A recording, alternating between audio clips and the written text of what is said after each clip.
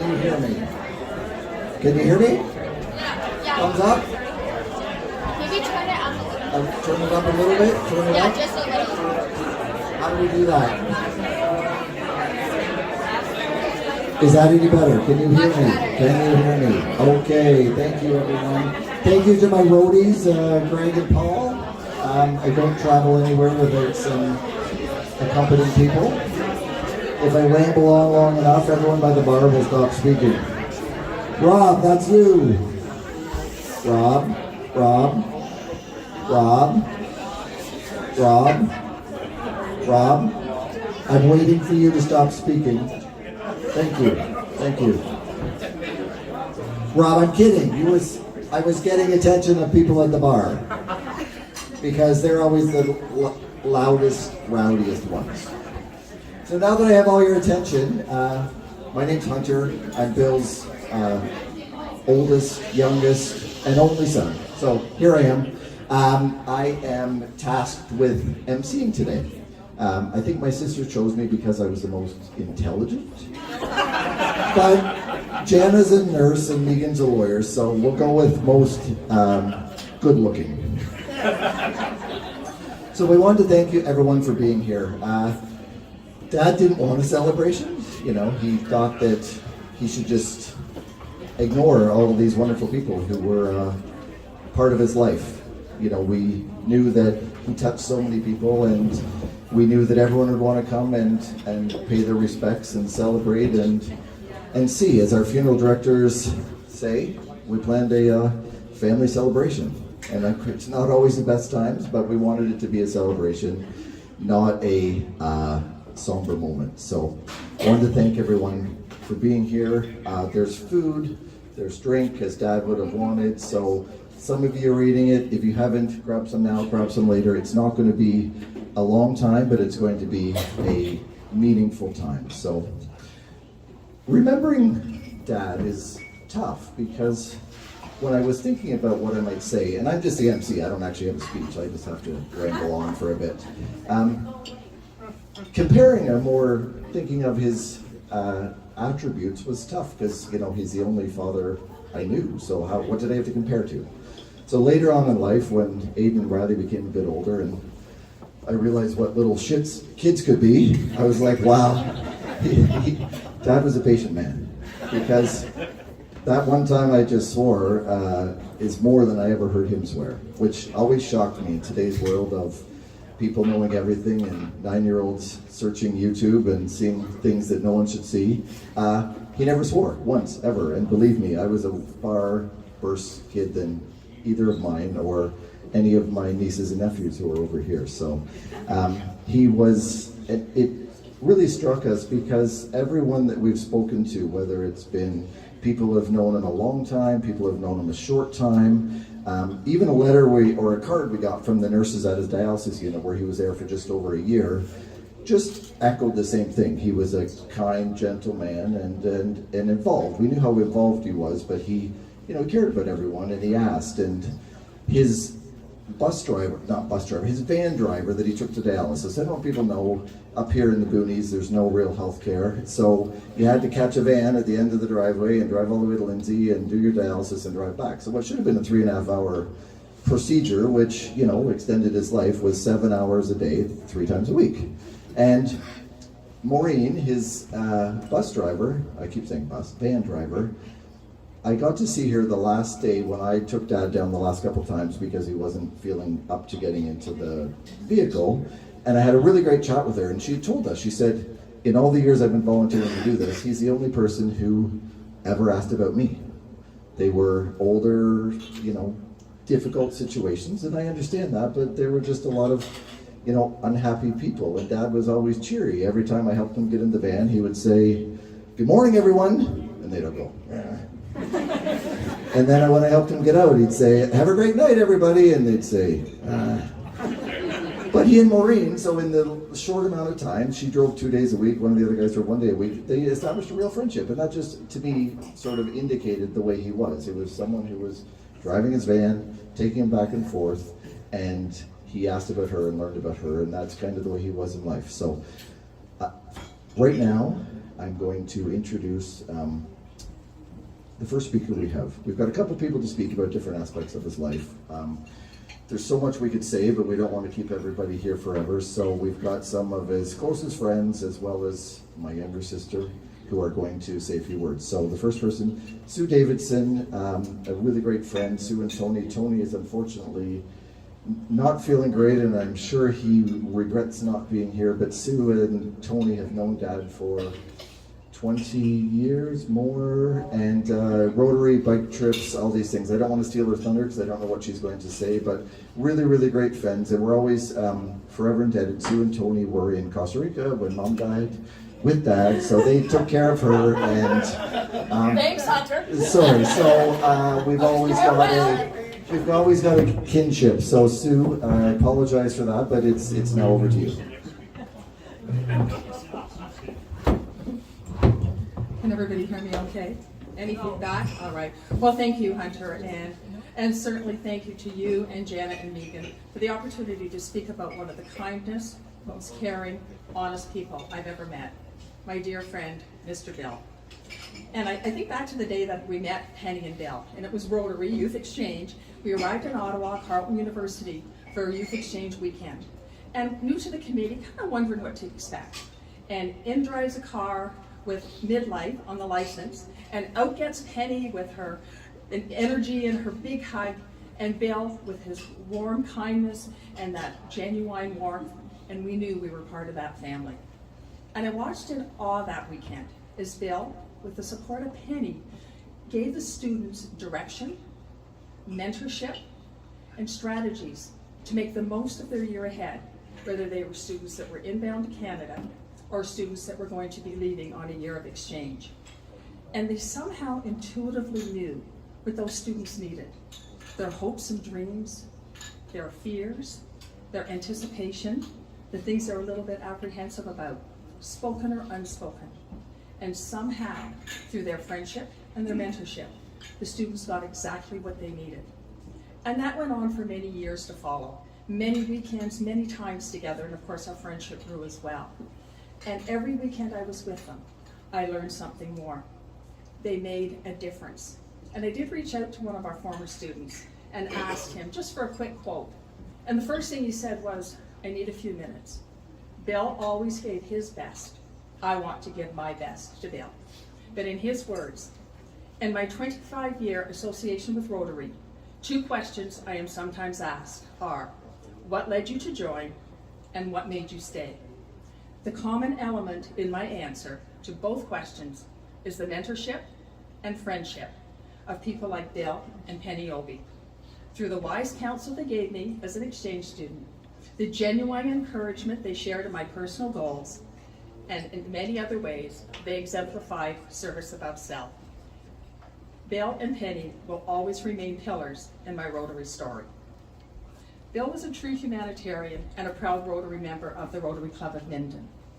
And in talking to the Minden Club, I heard things like, he was the guru of Rotary in the Haliburton area. He was the go-to person. He was like our Rotary encyclopedia. He served Rotary, as he did everything, with compassion, with commitment, and with integrity. He led by example. You could see Bill at the different Rotary projects and initiatives, whether it be the voluntary toll, the Canada Day celebration, the Rotary auction.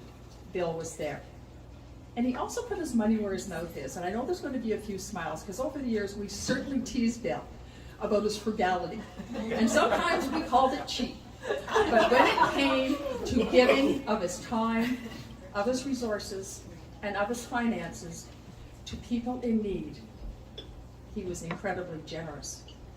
He wanted to make the world a better place, and he knew how he could do it. Bill was a great ambassador at home and across the globe. And after many years of dedication and commitment to the Youth Exchange program and growing it within our district, he was selected to lead a vocational exchange to Southern African countries. He built a team of young professionals and entrepreneurs. He took them through the planning process, setting goals, working through differences, and helping them understand the nuances of being in a different country, and led a very successful, what we called group study exchange. And in doing so, Bill made the world again a little bit smaller. And I know that exchange was successful because when I was at the house a couple of weeks ago, I got 2 boxes of memorabilia from that exchange. But it did include some communications and some of the reports. And Bill, through his leadership, his integrity, and his understanding, made it work. And he brought the South African team back to Canada, and again, they had an incredible experience. And one of the quotes from one of the team members on that exchange, I shared one of my most changing experiences with Bill. His quiet patience taught me so much. Over the years, we always kept in touch, and his words of wisdom resonate with me today. You will be missed, my friend. But Bill didn't stop there. Over the past decade, he traveled to Cambodia on several occasions to deliver bicycles to school-aged children so they'd have a way to get to school. And then a few years later, he joined many of us in this room on a build in Cambodia to build a school where children could get a free English education. And in a country like Cambodia, where tourism is becoming one of the leading industries, that was a way to a better life.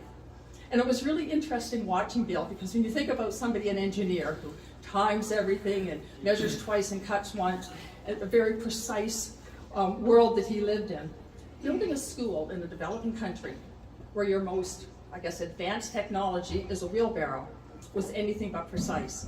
But Bill was there with his sense of humor, with his goodwill, and a part of the team. And the Cambodians loved Bill, and they loved the way he made them feel, and his great laugh, the way he valued them. Bill was a very much important part of that team. Our initial connection with Bill and Penny, of course, was through Rotary, but our friendship has gone so far beyond that. And over the years of travel, of cycling, of sailing, of our Tuesday night bridge times, we shared so much. And as the friendship got deeper, there were so many exciting times, but there was also the quiet times, and they mattered just as much.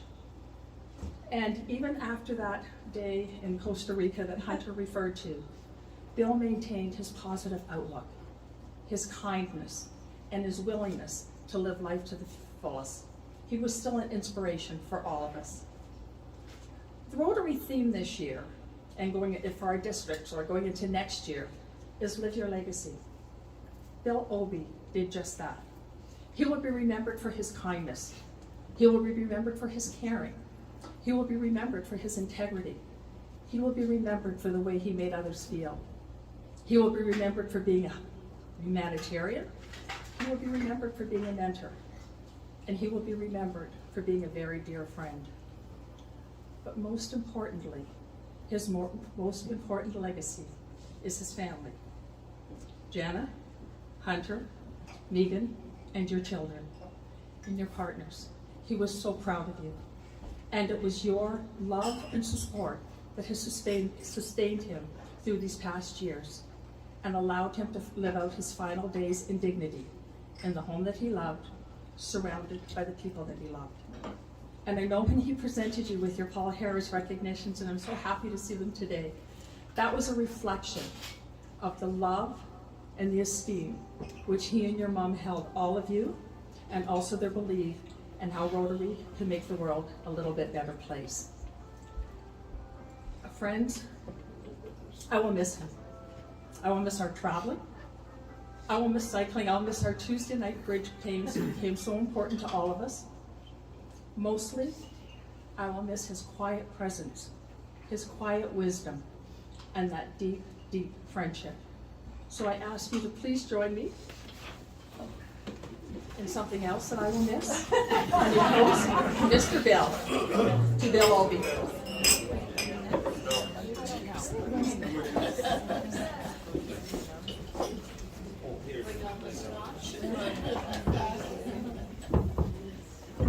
Great. Want me to sing? Paul said I could sing now.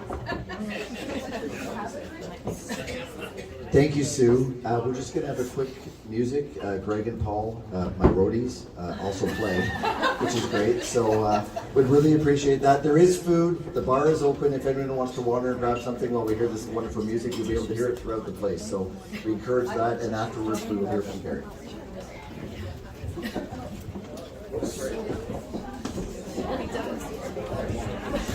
You sure you don't want to share your beautiful singing voice with us, Hunter?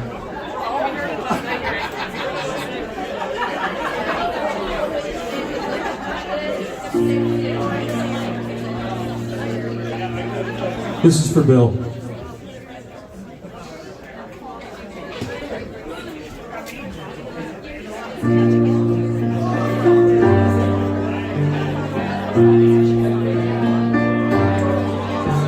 I heard there was a secret chord that David played in the place of Lord. You don't really care for music, do ya? Well, it goes like this: the fourth, the fifth, the minor fall, the major lift, the baffling king composing. Hallelujah, hallelujah, hallelujah, hallelujah, hallelujah.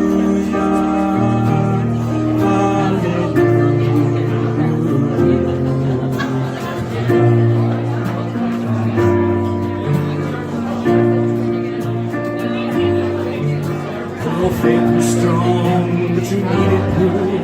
I saw the bathing on the roof, the beauty and the moonlight overflew.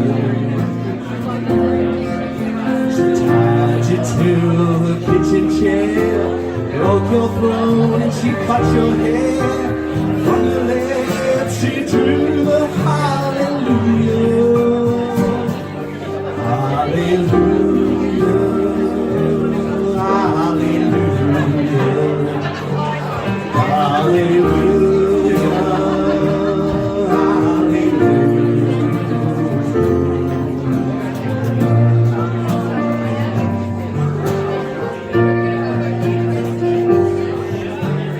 Maybe I've been here before. You know, I've seen this room and I've walked this floor. I used to live alone before I knew you. It's not a cry you hear at night. It's not some pilgrim who's seen the light. It's cold, it's a broken hallelujah, hallelujah.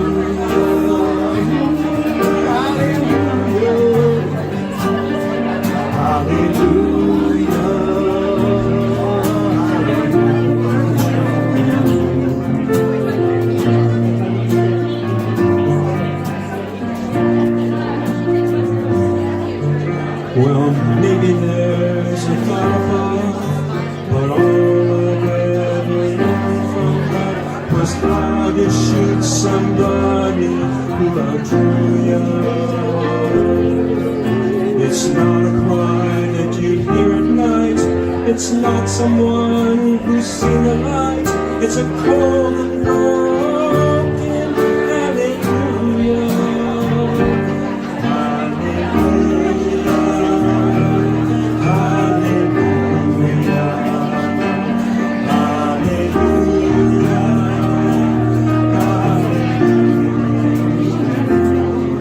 hallelujah.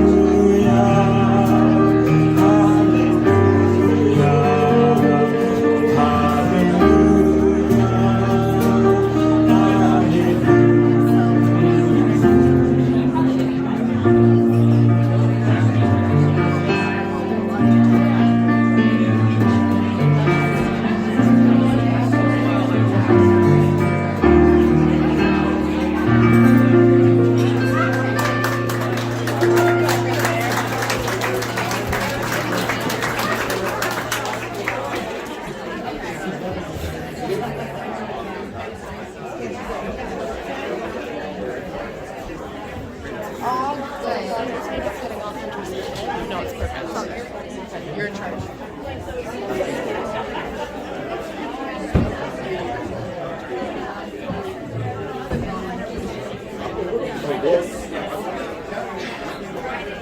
Thanks, Greg and Paul. A beautiful song. I'll get everyone's attention again. I know the bar was popular. I told everyone to go. We did have a request from the band that we listen to the next one, which will be after the next speech. So I'll remind you again. So, thank you, Sue, for speaking. That was heartfelt, amazing, and exactly what I knew you would say. You captured everything perfectly that Dad was, and captured who he was and the way he treated people and the way he welcomed everyone. I mean, going back to my kids and my life and the insanity that sometimes happens, the most amazing thing was I would just show up at Dad's house whenever I wanted. I didn't really ask. I said, "Dad, I'm on the way." And he said, "Great." And he always had something for me to do, so I'm sure there was a motive. And I also cooked him dinner and breakfast. No, not breakfast. He had Rice Krispies every morning for breakfast. But I did always cook dinner, and as did my sisters. But I would often just show up, and he was always welcoming. Last night we had 18 of us there, and those of you who've been to his house, it's open concept. So the nice thing about him being deaf was their bedroom is a loft bedroom upstairs, and he would always go to bed, and it was always amazing because we would be very loud and it would be very late, and when there would be a lull in the conversation, as sometimes happens, all you would hear was so we didn't feel we were ever bothering him. Last night was a little different because Megan and Rob don't sleep quite as lightly as that. But we were all up having a great time. The 18, so there's 17, 18 of us, one of the two, with all the kids and grandkids and partners and all those things. And it's always been the place we get together. You know, my sister lives 15 minutes from me. My other sister lives 45 minutes from me. And I never see them in the city. I see them here because this is where we come to visit and get together. And we always talked about having parents live further away means that even though they can't swing by and babysit for 2 hours, when we did come to visit, it was a great visit because we were here for the weekend. You know, that time when, as Sue mentioned, the quiet times, you know, when you get up in the morning, I was usually the first one up, put the coffee on, and then, you know, people would just slowly get up and you would have those great visits and great times, and they got to, you know, Mom and Dad both, and Dad later on got to know the grandkids and everything so much better than, you know, a quick 2-hour dinner and home in the city. So it was definitely a special spot, and you know, the special spot on the lake leads us into my next speaker. When Gary and Joan moved here, my parents said, "Have you met the Stoners down the lake?" And I said, "What? What's it come to?" Probably not the first time they've heard that joke. Their last name is Stoner, in case anyone didn't know. But Gary and Joan have become amazing friends, being close by, taking care of Dad. We always knew that they would be there if he needed anything. Even since I've been there the last week and a bit, Joan would just pop in with something, some food, a pitcher, a smile, a little toilet that sang dirty songs, whatever it was good. So I'd ask Gary to come up and share some thoughts.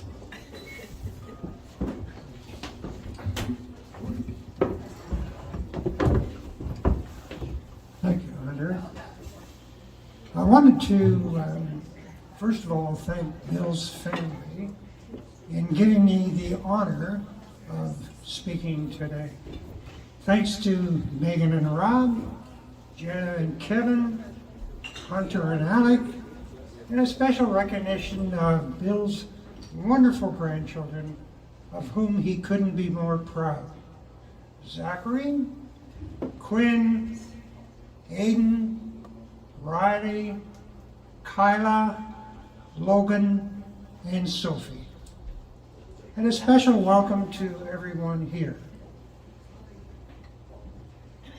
I want to pay tribute today, as you are, to a truly wonderful, lovable man. I've had the pleasure of knowing Bill since we bought our property on 12 Mile Lake back in 1997. In fact, when we decided to move permanently into our cottage in 2010, the surprise welcoming party was organized by Bill and Penny. One of the things that I'll miss most is along my almost daily check with Bill on how the weather was on his side of the lake. If I called too early, the conversation went something like this. "Good morning, Bill. How's the weather?" "I'm feeling better," was his response. I knew then that he had not put in his hearing aids. No, I would say, not the weather. Yes, the weather, Bill. I'm glad you're feeling better as well. In thinking about what I want to share with you today, his friends, I decided to make a list to help me organize my thoughts about Bill. So here's my list of memories of his life that have a special place in my thoughts today. Cyclist. I'm not cheap, I'm just frugal. Civic duty, Scotch buddy, Sunday cruising on 12 Mile Lake, dam engineer, Miata groupie, lover of my date squares and insisting in sharing my butter tarts. His special spaghetti dinners with the sauce that he prepared, and a lover of family. As a cyclist, Penny and Bill organized many local and European excursions for members of the Halligan Real Easy riders. Now, Bill wasn't the speediest of cyclists. I remember on one particular ride in Gananoque, after a fairly lengthy ride, and before reaching our final destination, Bill, along with a few of us, decided we needed a wee break before continuing with the 15 or so kilometers to our final destination. We had passed a beautiful marina along the St. Lawrence with a restaurant pub next to the water. "Let's go in for a coffee or a pop on our way back," said Bill. So in we went, and you guessed it, we actually had beer and fries. We hopped back on our bikes, and after about a kilometer, Bill said, "I shouldn't have had those 2 beers and that plate of fries. I can't go any further." At that, he found a rather large rock at the side of the trail, and he laid down on it. And as the other riders passed, they said, "Oh, there's Bill." Not one stopped to see how he was, and he was ultimately picked up by car thanks to Penny. It was years later that I learned from Bill that the rock he had lain on was infested with red ants. Bill was on the cheap side, always looking for a deal, and avoiding paying full price. He told me, "I'm not cheap, I'm frugal." Let me give you an example. A number of summers ago, perhaps 7 or 8 years ago, the weather was particularly dry and hot. I remember it hadn't rained for at least 6 weeks. Bill proudly showed me and announced that he had been to Canadian Tire and the rain gauges were on sale, and he had bought one. I really couldn't stop laughing. Why would you buy a rain gauge when it hasn't rained in 6 weeks? Because it was on sale. Of course, everyone remembers Bill's infectious belly laugh. We were regular patrons of the Summer Theatre in Haliburton. Jack Rosina of the executive particularly welcomed Bill to each production.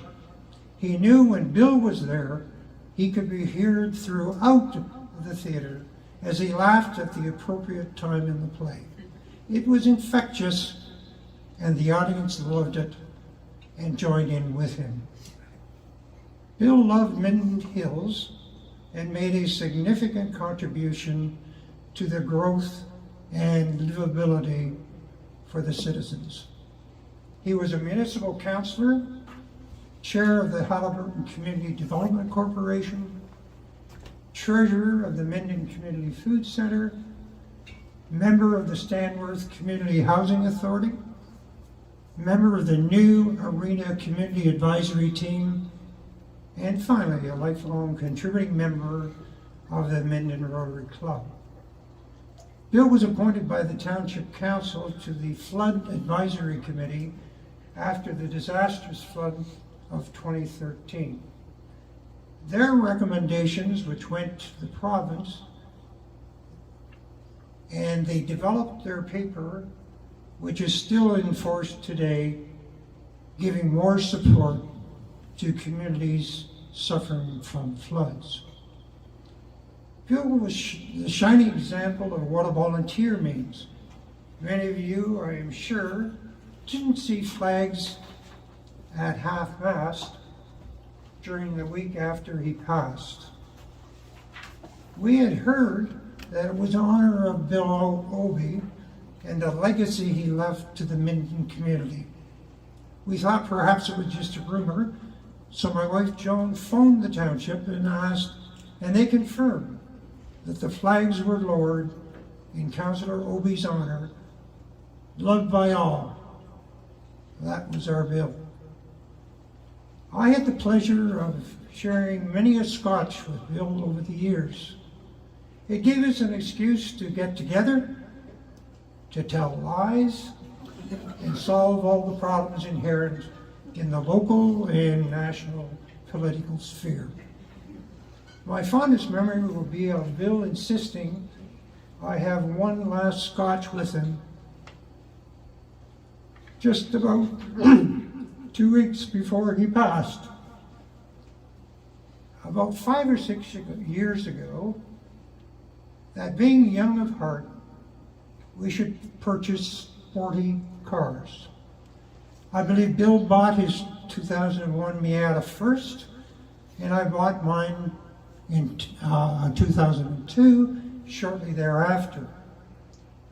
There was a proliferation of purchases in Minden of Miatas at that time, at least 7 of us.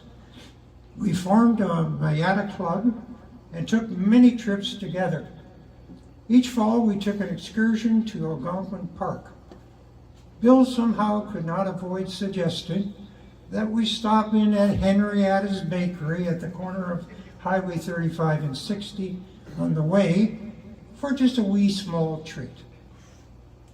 The only really time that we had disagreements centered around his black and white opinions as an engineer and mine as a Parks and Recreation guy. No one really won the arguments, but it was fun to engage and get his goat. I will miss my buddy very much, his Sunday boat trips to our dock, and just the pleasure of our ongoing discussions of nothing in particular, but 2 friends sharing the pleasure of each other's company. Thanks for the memories, Bill, and rest in peace.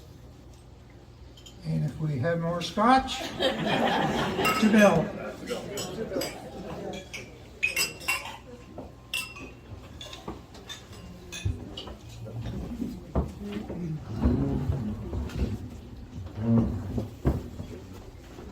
Thanks, Gary. It's funny, I can confirm. So the last couple of weeks when I was doing some grocery shopping for Dad, I learned that after the first couple of times I went into the IGA, the Foodland, sorry, what it used to be the IGA, that I knew what was on sale just by what was on the grocery list. Because what we were eating that day was blueberries, broccoli, whatever, because he went through the flyers until, honestly, the day before he died. He was still going through the flyers to make sure that we didn't spend more money than we needed to on anything. And even when Jan and Megan and I went into the bank to talk to them and things, that even the woman in there said, "We know your dad loved his points.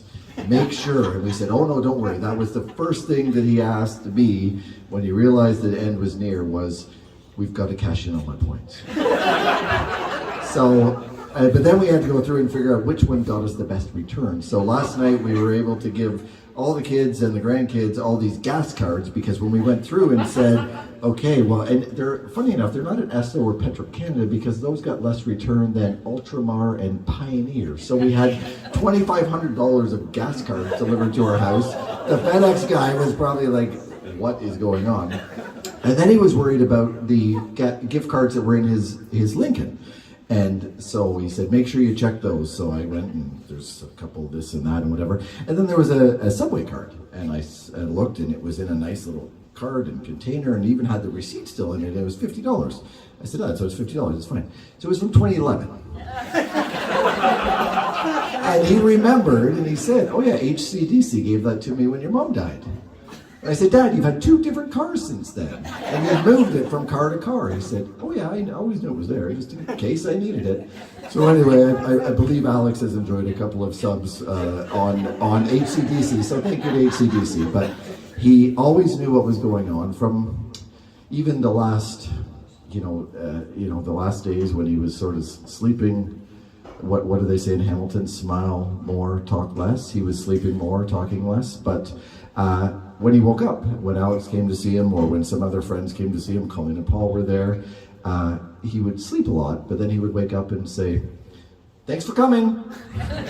And then he would close his eyes again, and he was polite till the very, very, very end. And it just showed that it wasn't an act, it wasn't something he put on, it was just genuinely who he was. So Greg and Paul are going to play us another song, and this one, Paul chose for us to hear, so we'd love it if everyone could listen, and then we'll hear from my little sister. And if I may, Hunter, Colleen and I spent a lot of time over the years traveling together with Bill and Penny, and even in more recent years with Bill. And I think the last trip we had together was in Hawaii back in 2015 or so. And I just remember how such a wonderful time it was. And so it's on that theme that we're going to play this next song.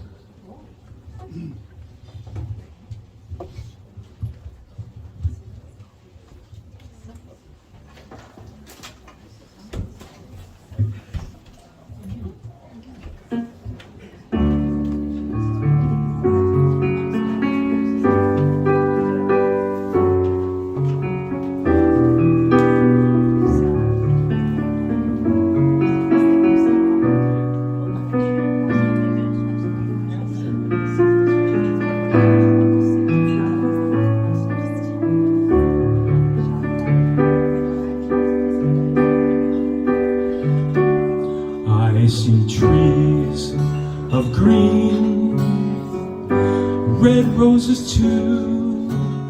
I see them bloom for me and you. And I think to myself, what a wonderful world.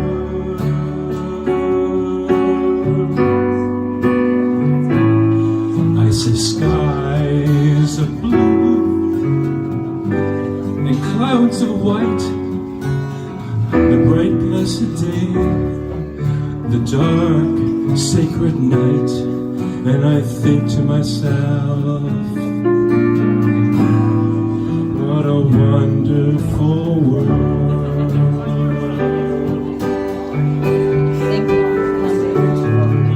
The colors of the rainbow, so pretty in the sky, are also on the faces of people going by.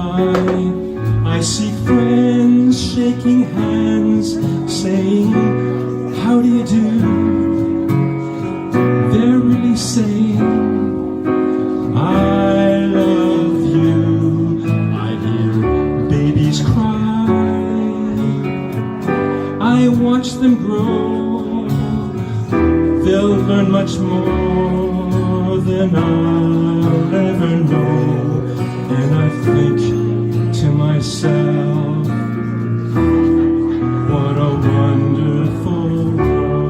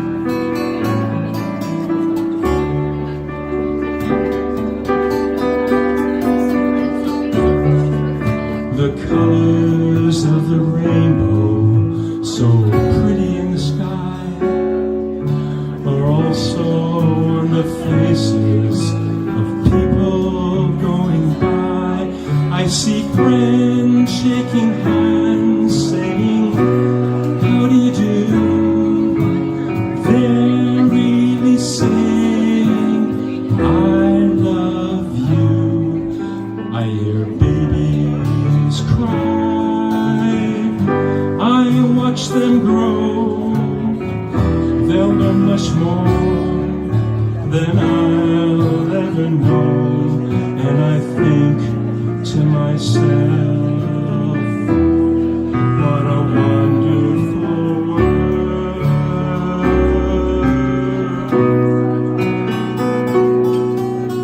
Yes, I think to myself,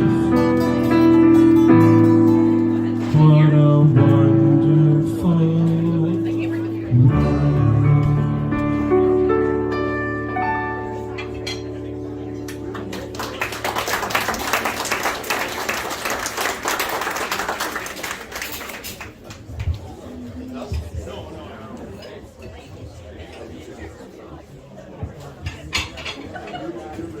Thanks again, Paul and Greg. That's definitely resonates because, as you've heard with Dad's travel and everything that he did, he did believe it was a wonderful world, and everyone who was in it was, the same, and something we all can probably learn. So, next, I'd like to ask my younger sister Megan, 4 years younger, to come up and speak. She's been her whole life trying to prove herself as a little sister, but as a banking partner at one of the seven sisters, I just did ask what they were called, the Stikeman Elliott law firm, she has proven herself and probably surpassed, but she's always going to be the little sister to us. So it doesn't matter when you're at the lake or having dinner or having drinks or anything, what you do, it's about who you are. So it's interesting if you've heard what people have been speaking about today. It's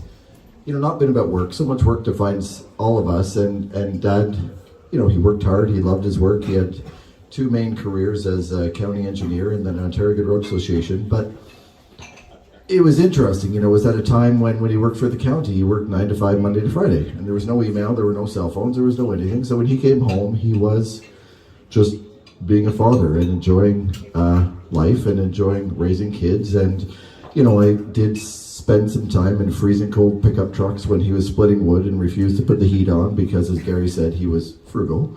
And literally in a ball as he was out there, and I was like, Dad, I need some heat. But he didn't care. But that was just what we did.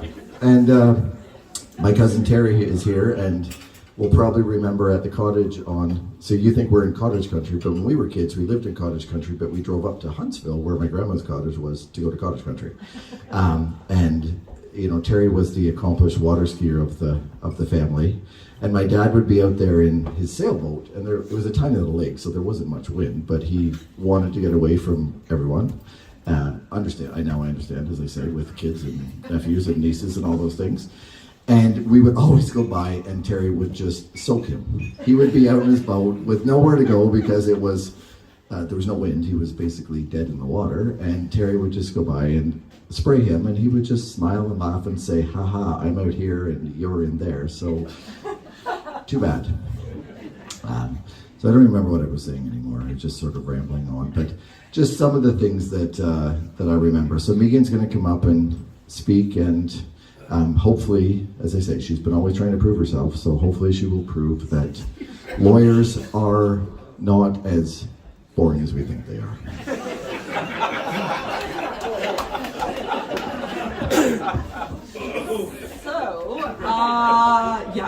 So there's a benefit and a disadvantage to going last. The benefit is I'm last, and you all know, standing between me and you leaving our drinks. The disadvantage is I have a lot of notes that people have already covered. So there's a bit more impromptu to this than I was expecting, because I don't want you to have to hear the same thing twice.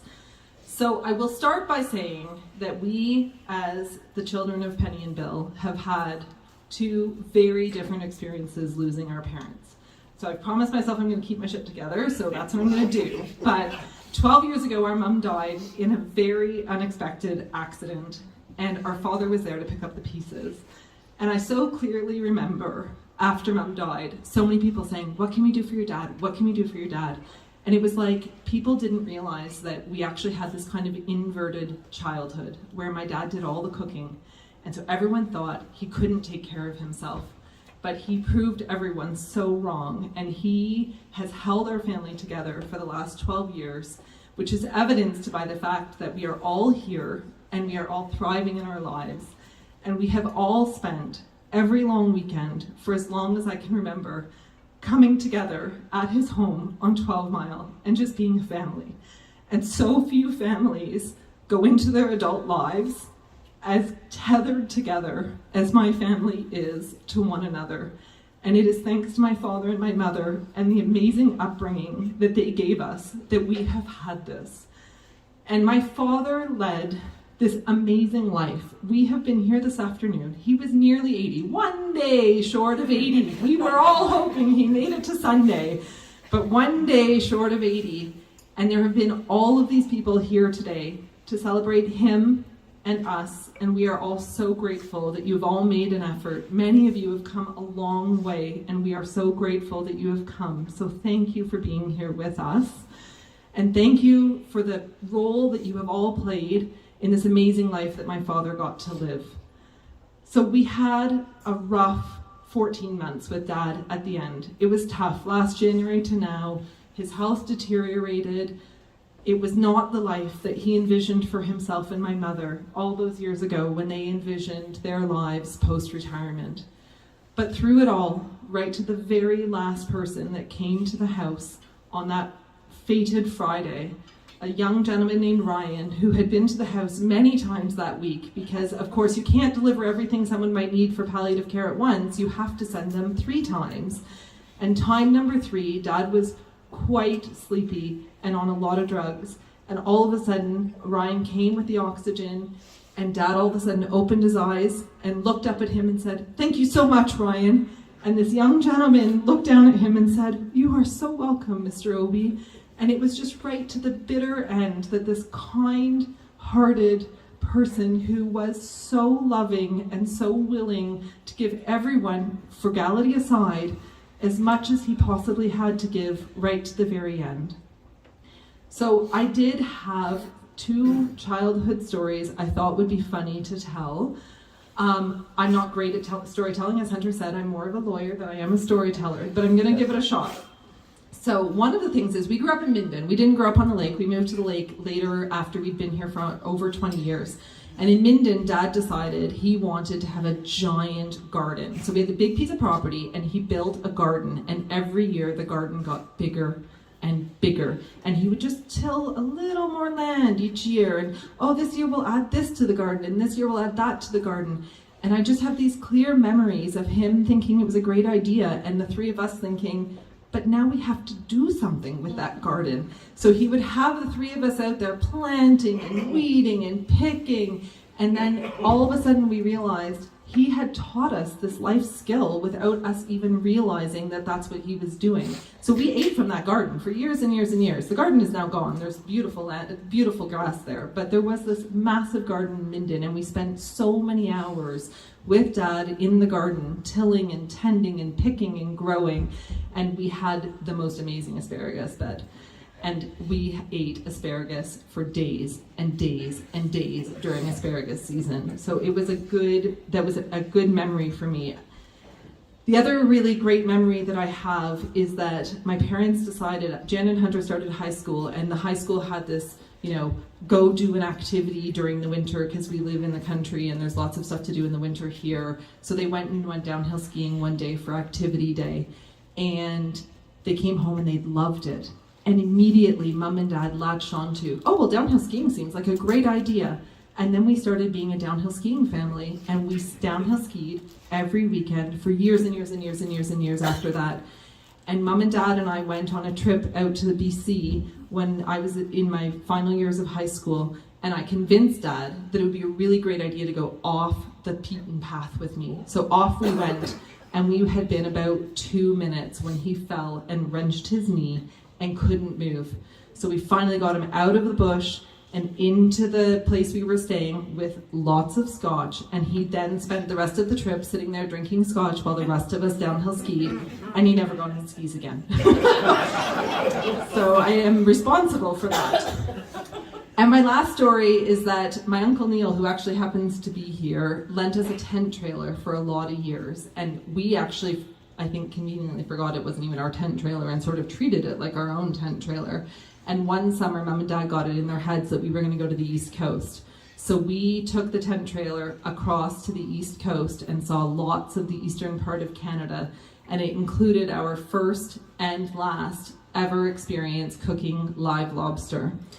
And it was memorable for lots of reasons that nobody needs to know if you've never cooked a live lobster. But suffice to say, it was memorable for all of us in that tent trailer with the giant pot full of the screaming live lobster. So, without further ado, I just wanted to say, so you've heard lots of great things about my dad, you've heard about various facets of his life, and I want to just say that we all feel so blessed that we got all of those years with him, and that he has touched so many people's lives, that you've all come today to celebrate him. And we've tried to keep it upbeat and happy, and while we would have loved another 10 years with him, of course, we're so happy for him that he got to choose how he exited this world, and that he was never the burden he didn't ever want to be to us, but right to the bitter end, he got to be our dad. And he was an amazing role model, and he was always there to champion us, our biggest champion across the board. So thank you so much for coming. And if you could, as you already know, he did really love his scotch. So if you could please raise your glass.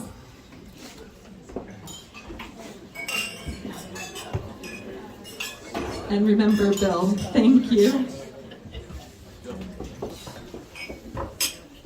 Thanks, Megan. That, you did better than I expected.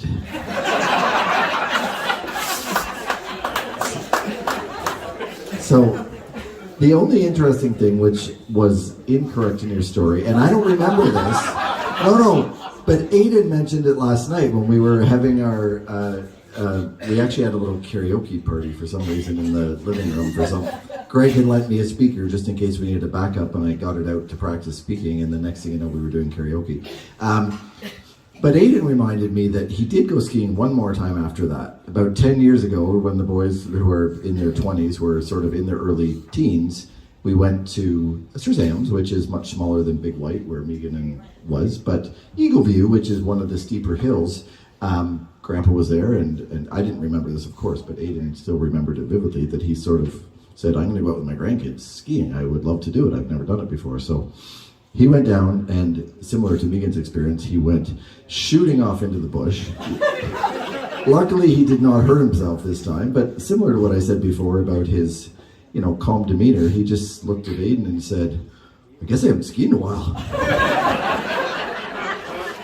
So that was just who he was. He embraced life. And so we have a final song to hear, but before that, I know we have a few people. I was going to ask, we had to ask if anyone else wanted to say anything. We're going to just open it up if there was any little bits. We didn't want to keep everyone for a long time. I know my niece Sophie had talked about wanting to speak, but I see she's in tears over here, so I'm not quite convinced. Because I was going to tell you all that in case you have a dry eye now, Sophie was going to fix that in a hurry, because when she practiced it last night for us, it was the most moving part of the evening. So I'm not sure if she can come up or not. Okay, she's coming. So let's encourage Sophie to come up.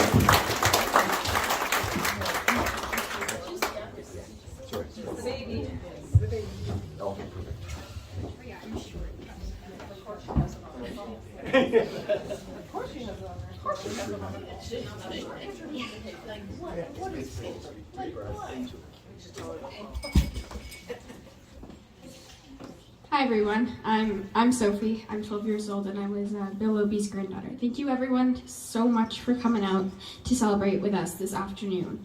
I'm sure if my grandpa was here, he would be so happy to see all of these amazing faces out here to celebrate with us. Everyone in this room knows my grandpa, so everyone knows that he was an amazing man. I don't have many memories of him since I am still very young, but the ones I do, I hold very close to my heart. But the cottage is one of my favorite spots ever. I have so many amazing memories up here.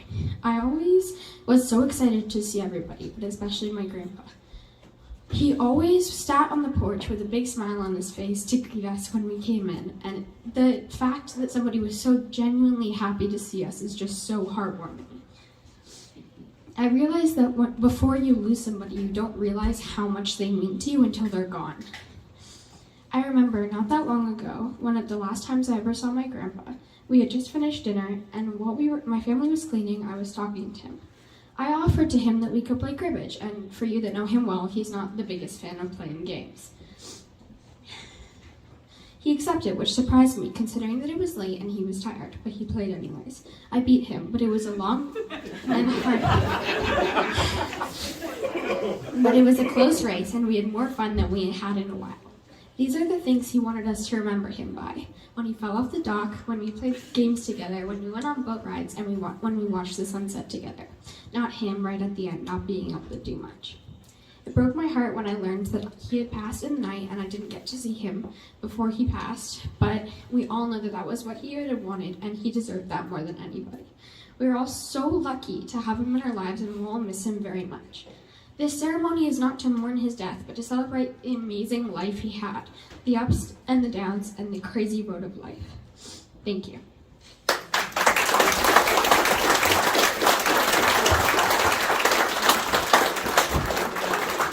I told you.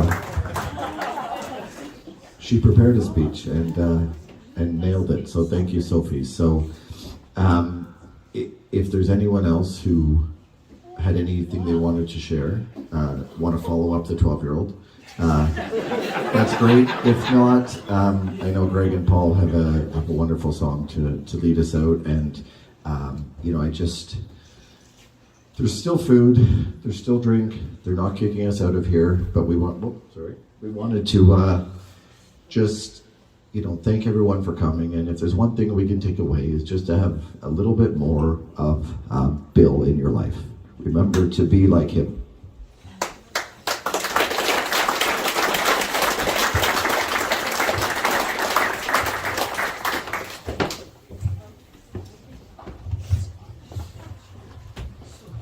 I wouldn't try and follow any of that with a speech because it was amazing. But I am going to give a little prelude to the music in a memory of Bill. That many years ago, some friends of mine were playing down at the Pepper Mill, a band. And whenever we were all hanging out together, we came back to the Obee 12-mile compound, and we sat on the front porch and sort of did the ninth set of the night, not really realizing it was 2:30, 3 o'clock in the morning. And I remember we were playing the song "Cecilia" by Simon and Garfunkel. And in the middle of it, all of a sudden, there was a slam behind us and a, "If I can hear it, it's too loud." And I don't think we played again on that day. So we were trying to think about a song for Bill. I would never know. I don't know, did your dad have a favorite song? I wouldn't be able to imagine one if he did. He wasn't a music guy. He liked Anne Murray. He liked those sort of things. I think he liked Johnny. Oh, is that right? Okay, well, I didn't know that. There you go. But yeah, he wasn't. He was more times turning it down than turning it up. Yes. Anyway, this song, if anything, it reflects, I think, his love of where he lived. So Absolutely. And feel free to sing along in the familiar parts. well, listen. The chorus.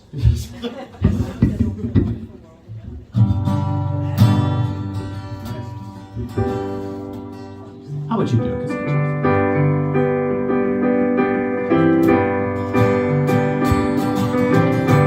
Almost heaven, Halliburton, these mountains, Genesis River. Life is old here, older than the trees, younger than the mountains, rolling like the breeze. Country roads take me home to the place I belong. West Virginia, Mountain Mama, take me home. Country road, and memories gather round me. Modest lady, stranger to blue water, dark and dusty, painted on the sky. Misty taste of moonshine, teardrop in my eye. Country road.